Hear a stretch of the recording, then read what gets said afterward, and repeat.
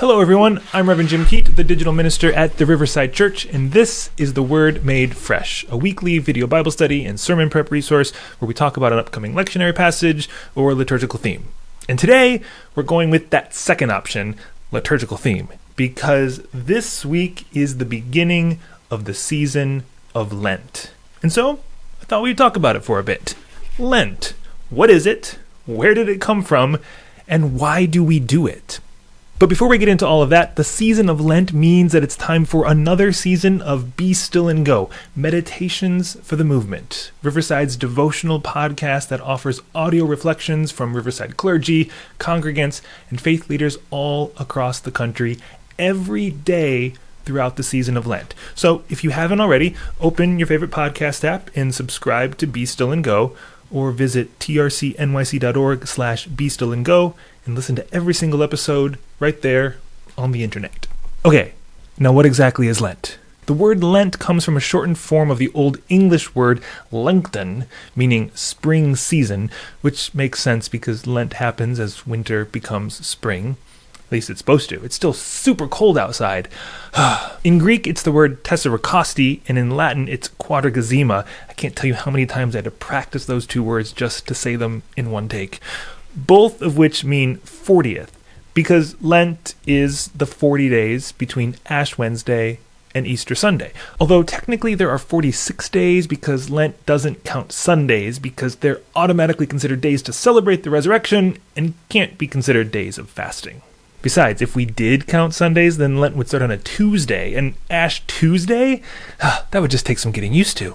So Lent. It's 40 days and change of prayer and fasting in order to anticipate and prepare ourselves for the events of Holy Week. An impromptu parade with palm branches, Jesus' last meal with his disciples, when he washed their feet. You know, that's what you do at dinner parties, right? The night when Jesus was arrested, executed, and then that Sunday morning when a few women discovered that the tomb was empty and everything had changed. Lent typically involves fasting or giving something up, not simply for a second chance at your New Year's resolution, but as a spiritual discipline to greater empathize with the life of Jesus, specifically his final days. Because Easter is more than bunnies and chocolate and even more than just an empty tomb.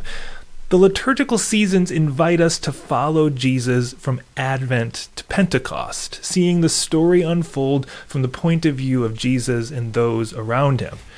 We await his birth with Mary during Advent. We welcome the travelers and receive their gifts and heed their warnings at Epiphany. And we follow Jesus on his final journey towards Jerusalem during the season of Lent. Then on Easter, we discover new life in us and in spite of us and all around us. And on Pentecost, we're filled again and again and again with the Spirit of God. We don't just tell these stories for some Christian trivia night, but because they continue to happen in our lives and in our world today. But back to Lent. Where exactly did it come from? Well, the story that Lent invites us to experience is right there in the Gospels.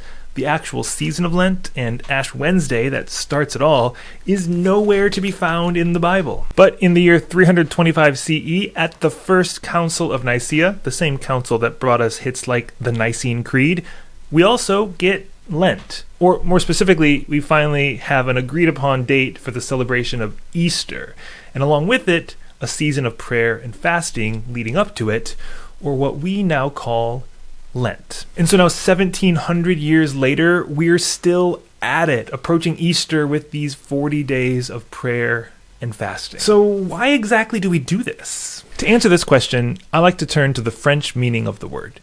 In French, the word Lent means slow. And I like to think that the season of Lent is an invitation to do exactly that. To slow down, to be present. Rather than racing from one thing to the next and to the next and to the next, the 40 days of Lent invite us to be present with ourselves, with the people around us, with the world as it continues to spin, and with a God who is present to it all. When we slow down, we notice things that we might otherwise miss, discovering a world that is always and already here, while we are typically looking at what's coming next. When we slow down, we notice our inhale and exhale, realizing that breathing isn't something we do, but something we witness as it happens. Because Lent is not a race to Easter. It's not a countdown to chocolate bunnies. Lent is a journey. And as cliche as it might be, it's about the journey, people, not the destination. It's about being where you are, not where you're going. Because Easter is coming, whether we're ready or not, but Lent comes first, inviting us to slow down and place our feet right behind Jesus as we live the only way we ever can live, step by step, day by day, moment by moment, breath by breath. So yeah, that's Lent. What about you? How would you describe the season of Lent, and what will you be doing to experience it this year? And remember, go to trcnyc.org/BeStillAndGo or subscribe to Be Still and Go in your favorite podcast app so you can listen to daily Lenten audio reflections every day from Ash Wednesday to Easter Sunday. And then come back here next week because we'll be back with another episode of The Word Made Fresh. I'll see you then.